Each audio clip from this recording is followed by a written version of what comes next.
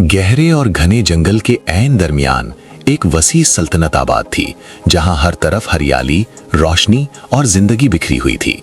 इस जंगल पर बरसों से शेर बरहान की हुक्मरानी थी, जो ताकतवर होने के साथ साथ निहायत इंसाफ पसंद और रहमदिल बादशाह था। उसके दौर में छोटे बड़े तमाम जानवर सुकून और इत्तेहाद के साथ रहते थे। पानी के चश्मे सबके लिए बराबर थे और किसी पर जुल्म नहीं होता था।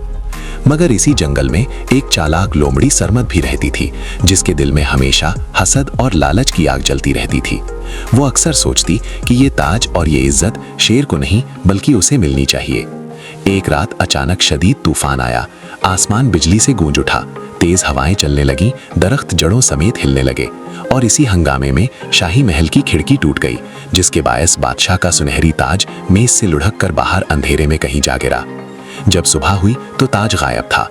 पूरा जंगल खौफ और बेचैनी में मुब्तला हो गया। शेर बरहान ने तमाम जानवरों को जमा करके ऐलान किया कि जो भी ताज ढूंढ कर लाएगा वो जंगल का हीरो कहलाएगा। सब जानवर तलाश में निकल पड़े, मगर लोमड़ी सरमद की नीयत कुछ और ही थी।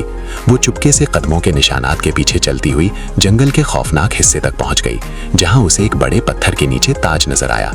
लेकिन उसी लम्हे एक खतरनाक काला धब्बों वाला चीता वहां नमूदार हो गया। सरमद ने लालच में आकर ताज खींचने की कोशिश की, मगर चीते की धाड़ सुनकर वो जान बचाकर भाग गई और वापस जाकर उसने एक खौफनाक झूठ बोल दिया कि बंदरों ने ताज चुरा लिया है। मासूम बंदरों को गिरफ्तार कर लिया गया और जंगल में बेइत्मीनानी फैल गई। इसी दौरान एक नन्ही मगर बहादुर खरगोशनी नूरी ने सच जानने का फैसला किया। उसने जमीन पर मौजूद निशानात को गौर से देखा और समझ गई कि ये चोरी नहीं बल्कि हादसा था। नूरी ने परिंदों की मदद से चीते की गार का पता लगाया और शेर बरहान को हकीकत बताई। शेर अपनी फौज के साथ वहां पहुंचा। एक जबरदस्त मुकाबला हुआ। आखिरकार चीता भाग गया और ताज वापस मिल गया। जब सच सबके सामने आया तो लोमड़ी शरमद का झूठ बेनकाब हो गया।